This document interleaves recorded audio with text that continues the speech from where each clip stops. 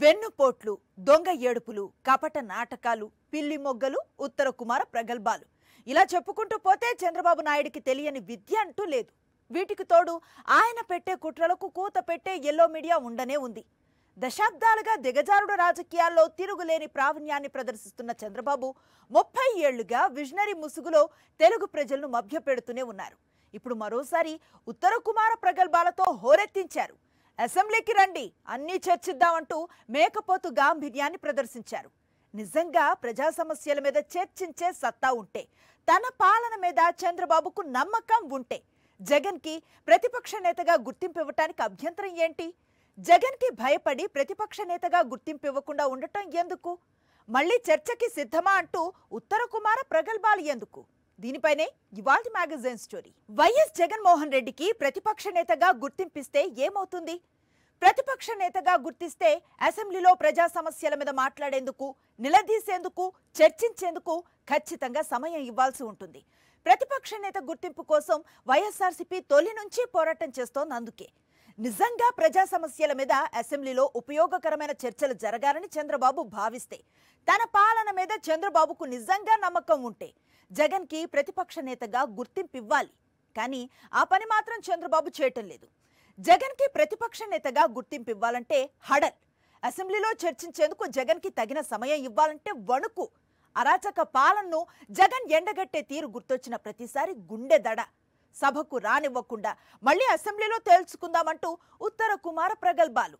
వీటినే అంటారు చంద్ర వేషాలని. ఆంధ్రప్రదేశ్ కి ఏమైంది? 15 నెలల క్రితం దేశంలో సంక్షేమం అంటే ఆంధ్రప్రదేశ్, అభివృద్ధి అంటే ఆంధ్రప్రదేశ్, సంస్కరణలు అంటే ఆంధ్రప్రదేశ్, జనరంజక పాలన అంటే ఆంధ్రప్రదేశ్. అలాంటి రాష్ట్రాన్ని కేవలం 15 నెలల్లో అరాచక ప్రదేశ్ గా మార్చి పారేశారు చంద్రబాబు. అప్పుల ప్రదేశ్ గా మార్చేశారు. ఒకవైపు హత్యలు, అత్యాచారాలు, మద్యం మాఫియా, మైనింగ్ మాఫియా అఘాయిత్యాలు, మరోవైపు తప్పుడు కేసులు, అక్రమ అరెస్టులు, ఇంకోవైపు రెడ్ బుక్ రాజ్యాంగం పడగ నీడలో వికటాట్టహాసం చేస్తోన్న టీడీపీ గూండాలు, మరోపక్క చంద్రబాబు ప్రభుత్వం అత్యంత చిత్తశుద్ధితో సాగిస్తోన్న డైవర్షన్ పాలిటిక్స్, డైవర్షన్ కుట్రలు, ఇంకో పక్క ఎన్నికల హామీలను అటకెక్కించారు. దివ్యాంగుల పెన్షన్ల నుంచి రైతులకు ఎరువుల దాకా అన్ని కోణాల్లో అరాచకాలు సృష్టిస్తున్నారు. ఇంత ఘోరంగా పాలన సాగుతోన్న వేళ ఎప్పటిలానే తనను మించిన విజనరీ లేరంటూ డప్పు కొట్టుకుంటూ పనిలో పనిగా ఉత్తర కుమార ప్రగల్భాలు పలికేశారు చంద్రబాబు. ఎవరిది సంక్షోభ పాలనో, ఎవరిది అభివృద్ధి పాలనో శాసనసభ సాక్షిగా తేల్చేద్దాం అంటూ మేకపోతు గాంభీర్యం ప్రదర్శించారు. నిజంగా అసెంబ్లీలో తన పాలన మీద ప్రజాస్వామ్యయుతంగా చర్చ జరగాలని చంద్రబాబు కోరుకుంటే, జగన్మోహన్ రెడ్డి ప్రజల గళాన్ని సభలో వినిపించాలని చంద్రబాబు భావిస్తే వైఎస్ జగన్ కి ప్రతిపక్ష నేతగా గుర్తింపు ఇవ్వొచ్చు కదా. ఆ పని మాత్రం చేయరు.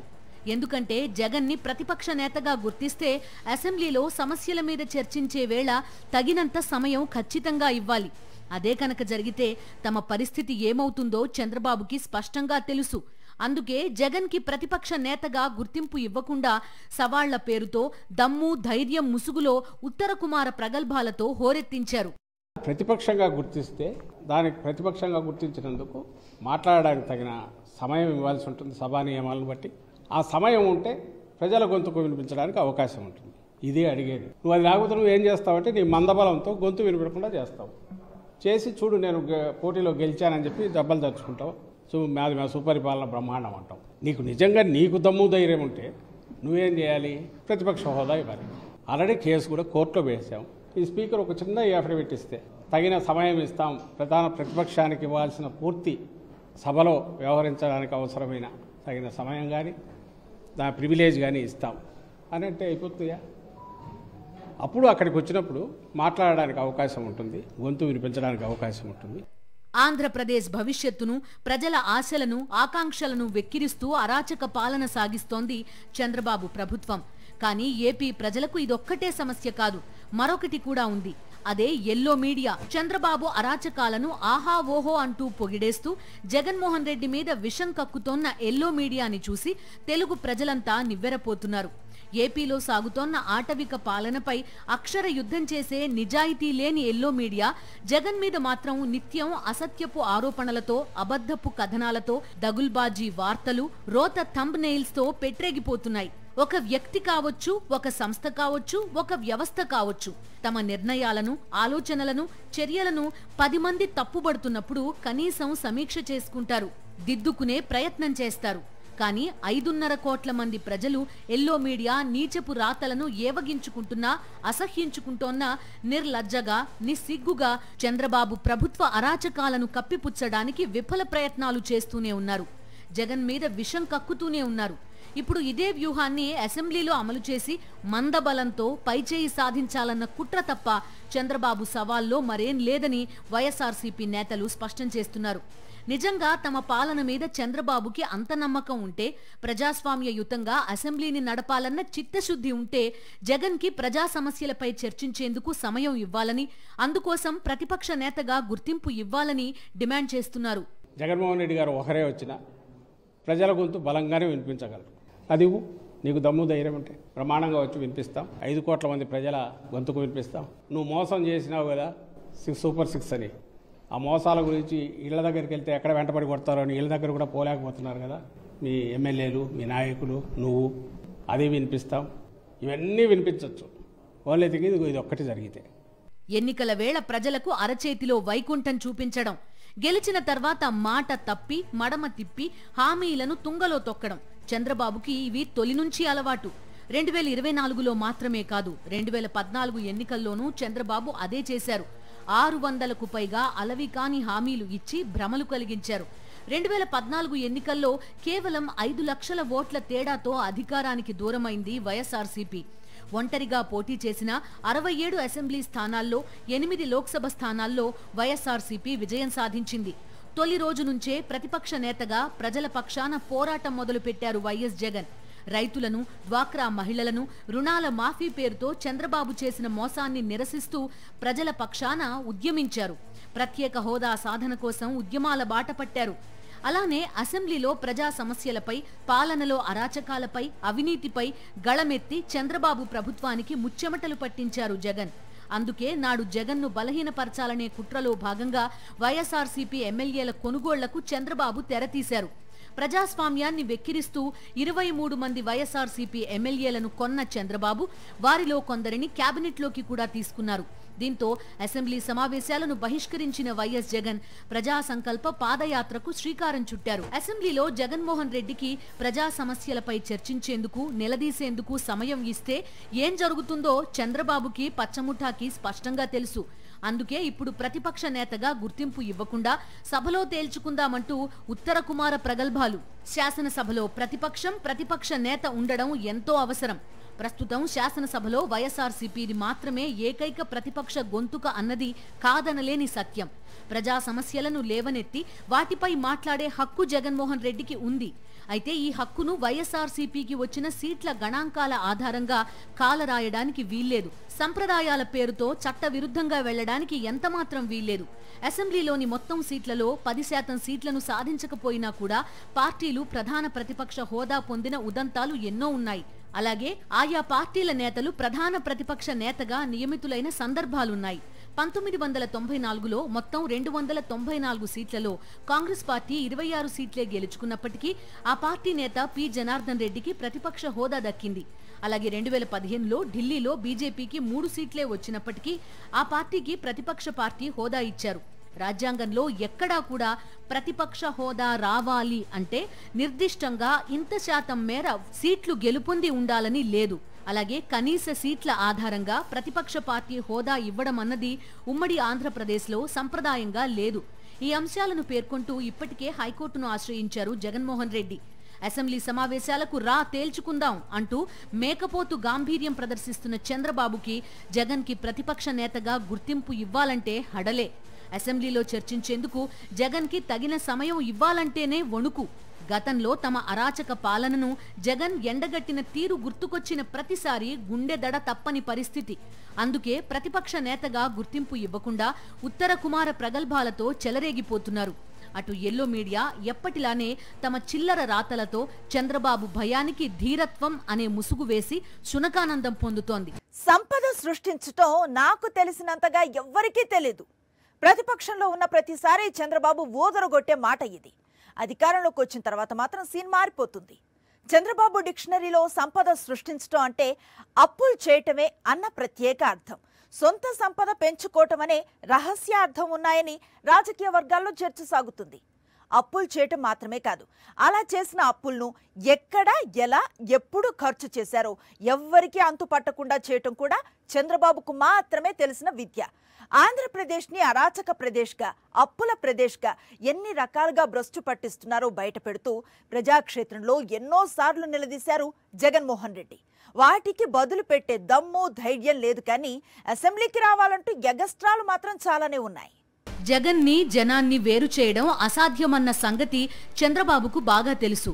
కానీ జగన్ కేంద్రంగా పచ్చముఠా పన్నే కుట్రల్లో జగన్ని, జనాలను వేరు చేయాలన్న పన్నాగాలు ఉన్నాయి. అసెంబ్లీలో ప్రజా సమస్యలపై చర్చించే సమయం ఇచ్చే ఉద్దేశం చంద్రబాబుకి లేదు. అయినా సరే జగన్, చంద్రబాబు ప్రభుత్వ అరాచకాలను ఎప్పటికప్పుడు ప్రజాక్షేత్రంలో నిలదీస్తూనే ఉన్నారు. ట్వీట్స్ రూపంలో నిజానిజాలను వెలికితీసి ప్రజల ముందుంచుతూనే ఉన్నారు. ఈ పోరాటాన్ని చూసే చంద్రబాబు అండ్ కో తట్టుకోలేకపోతున్నారు. ఇక జగన్ పర్యటనల్లో జనాలను చూసి ఎల్లో తాలిబన్లకు ముచ్చెమటలు పడుతూనే ఉన్నాయి.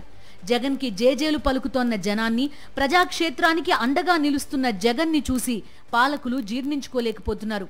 జగన్ పర్యటనలకి వెల్లువలా ఎగసి పడుతోన్న ప్రజలను చూసి తమ భవిష్యత్తుని తలుచుకుని పచ్చమూక వణికిపోతోంది. అందుకే జగన్ పర్యటనలకి కనీస భద్రత కూడా కల్పించకుండా పన్నాగాలు పన్నిన ప్రభుత్వ పెద్దలు ఆ తర్వాత మరింత పైశాచికత్వాన్ని కూడా ప్రదర్శించారు. జగన్ పర్యటనలను ఆంక్షలతో అడ్డుకునే పన్నాగాలు పన్నారు. కానీ అవి కూడా విఫలమవుతూనే వచ్చాయి. జగన్తో తమ కష్టాలు, బాధలు చెప్పుకోవడానికి, జననేతని ఒక్కసారైనా చూడ్డానికి ఉప్పెనలా ఎగసిపడుతోన్న జన సముద్రం నియంత కుట్రలను ఎప్పటికప్పుడు నిప్పులతో కడుగుతూనే ఉంది. ఇలా అనుక్షణం ప్రజల మధ్యనే ఉంటోన్న జగన్మోహన్ రెడ్డిని, తమ అరాచకాలను జనం సమక్షంలో ట్వీట్స్ రూపంలో ఎండగడుతోన్న జగన్ని చూసి హడలిపోతోంది చంద్రబాబు ప్రభుత్వం. అలాంటి చంద్రబాబు అసెంబ్లీలో జగన్ కి మాట్లాడే అవకాశం ఇవ్వకుండా చేయడానికే ప్రతిపక్ష నేత గుర్తింపు ఇవ్వకుండా కుట్ర చేస్తున్నారని వైఎస్ఆర్సీపీ స్పష్టం చేస్తోంది. నువ్వేం చేయాలనుకుంటున్నావు? నీ కుట్ర ఏంటి? ఇప్పుడు ఎల్లో మీడియాను ఎట్లయితే పెట్టుకొని ఒక కోటలాగా రోజు దాంట్లో నువ్వు చేయనివి చేసినట్టు, లేదా నువ్వు బ్రహ్మాండమైన విజనరీ అయినట్టు, భూతల స్వర్గం ఏపీ చేసినట్టు రాయించుకుంటున్నావు కదా, అబద్ధాలు. ఆ ప్రచారంలాగే అసెంబ్లీలో కూడా నీ మందబలం ఉపయోగించి చూడు, నన్ను క్వశ్చనే చేయలేకపోయారు, అందువల్ల నేను బ్రహ్మాండంగా ఉన్నట్టు లెక్క అని చెప్పి నీ అంతటి నువ్వు సూత్రీకరణ చేద్దామని నువ్వు అనుకుంటాను. అందుకోసం పొద్దుపోయిన సవాలు వేసినావు. సో నీకు తమ్ముడు ధైర్యం ఉంటే అక్కడన్నా ఇవ్వు, ప్రతిపక్ష హోదా ఇచ్చివు, జగన్మోహన్ రెడ్డి గారు వస్తారు, బ్రహ్మాండంగా నేను నిలదీస్తారు, మా 11 మంది మీ 160 మందికి దీటుగా కూడా నిలబడతారు. నాకు మించిన విజనరీ దేశంలోనే ఎవరూ లేరు. సంపద సృష్టించడంలో నాకు మించిన నైపుణ్యం మరే రాజకీయ నాయకుడికి లేదు. 4 దశాబ్దాలకు పైగా చంద్రబాబు నోట ఈ డైలాగ్స్ వింటూనే ఉన్నాం. ఆ విజన్ ఏంటో, ఆ సంపదేంటో మాత్రం ఇప్పటిదాకా ఎవరికీ తెలీదు. కానీ ఇప్పుడు వాటన్నింటికీ చంద్రబాబు క్లారిటీ ఇచ్చేస్తున్నారు.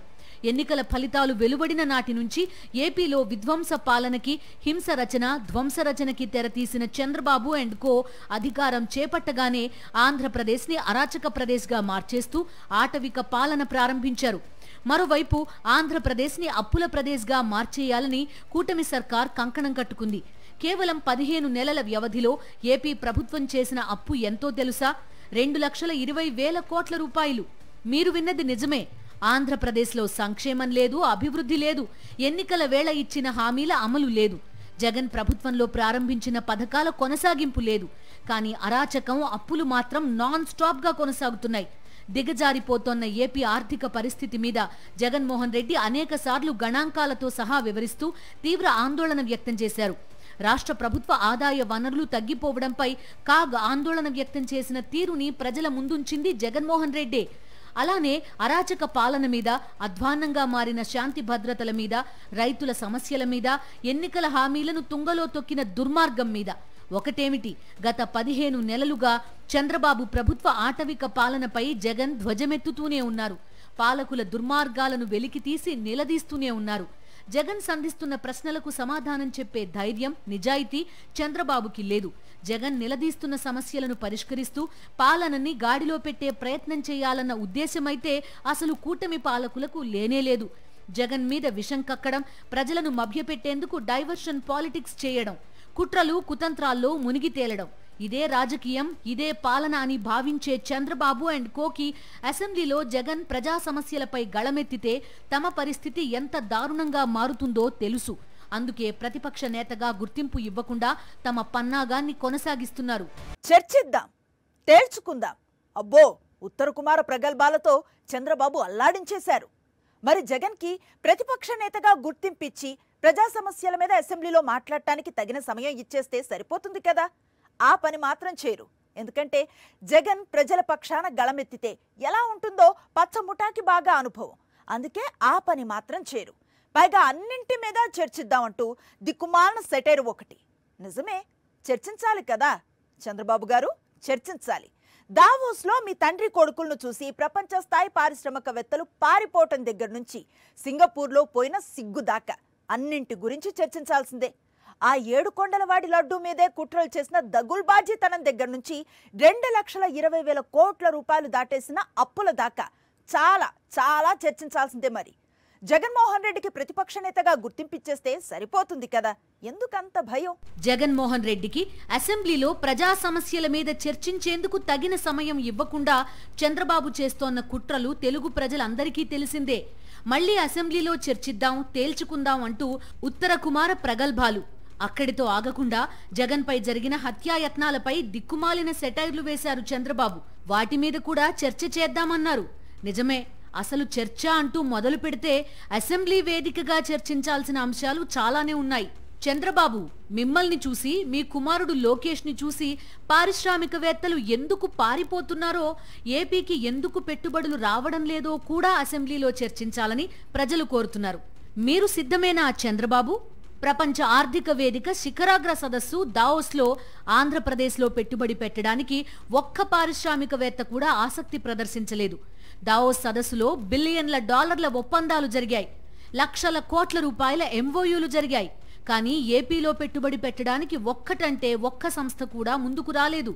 చంద్రబాబు, లోకేష్ టీం ఎన్ని పిల్లి మొగ్గలు వేసినా, కోట్ల రూపాయలు ఖర్చు చేసి నేషనల్ మీడియాలో ఎంత హైప్ క్రియేట్ చేసినా అదంతా ఒట్టి బూటకం అని తేలిపోయింది. ఆ తర్వాత సింగపూర్ ప్రభుత్వాన్ని అమరావతి నిర్మాణంలో భాగస్వామ్యం చేస్తామంటూ 5 రోజుల పాటు సింగపూర్లో నానా హంగామా చేశారు. చంద్రబాబు అవినీతి గురించి బాగా తెలిసిన సింగపూర్ పాలకులు నిర్మోహమాటంగా మొహం మీదే మీకొక నమస్కారం అని చెప్పేశారు. ఇలా అంతర్జాతీయ స్థాయిలో ఏపీ పరువు ప్రతిష్టలను తీసి పారేసిన వాళ్లు ఎవరన్న దానిపై అసెంబ్లీలో చర్చకు సిద్ధమేనా చంద్రబాబు అని సామాన్య ప్రజలు ప్రశ్నిస్తున్నారు. కుట్రలు కుతంత్రాలకు, వంచన వెన్నుపోట్లకి చంద్రబాబు ఎంతటి బ్రాండ్ అంబాసిడరో ప్రత్యేకంగా చెప్పనక్కర్లేదు. కానీ ఏకంగా ఆ కలియుగ వైకుంఠాన్ని తన కుట్రలో చంద్రబాబు భాగం చేయడాన్ని మాత్రం భక్తజన కోటి ఇప్పటికీ జీర్ణించుకోలేకపోతోంది. ఏకంగా అఖిలాండ కోటి బ్రహ్మాండ నాయకుడినే అవమానించే పాపానికి చంద్రబాబు ఒడిగట్టడాన్ని భక్తులెవరూ మర్చిపోలేకపోతున్నారు. కూటమి ప్రభుత్వం సాగిస్తోన్న ఆటవిక పాలనపై ప్రజలు తీవ్ర ఆగ్రహం వ్యక్తం చేస్తోన్న సమయంలో వారి దృష్టి మళ్లించడానికి ఆ దేవదేవుడి దివ్య ప్రసాదం మీదే రోత రాజకీయాలు చేసే మహాపచారానికి తెగబడ్డారు చంద్రబాబు. నాణ్యతా ప్రమాణాలకు అనుగుణంగా లేకపోవడంతో నాడు నెయ్యిని టీటీడీ తిరస్కరించింది. లడ్డూ తయారీలో వాడలేదు. నిజానికి ఆ వెంకటేశ్వర స్వామి కైంకర్యాలకు ఉపయోగించే స్థాయిలో నాణ్యతా ప్రమాణాలు లేనప్పుడు ఆ నెయ్యిని వెనక్కి పంపడం దశాబ్దాలుగా జరుగుతూనే ఉంది. నాణ్యతా ప్రమాణాలు పక్కాగా ఉన్నప్పుడే లడ్డూ తయారీలో నెయ్యి వాడతారు. కానీ నాణ్యత లేదని తిప్పి పంపిన నెయ్యిని పట్టుకుని అందులో జంతువుల కొవ్వు కలిసిందని నీచపు కూతలు కూశారు చంద్రబాబు. అసలు నెయ్యిలో జంతువుల కొవ్వు కలవలేదు. ఆ నెయ్యిని తిరుమల లడ్డూ తయారీలో వాడనే లేదు. కానీ చంద్రబాబు మాత్రం తిరుమలనే తన కుట్రలకు వాడుకునే మహాపాపానికి ఒడిగట్టారు.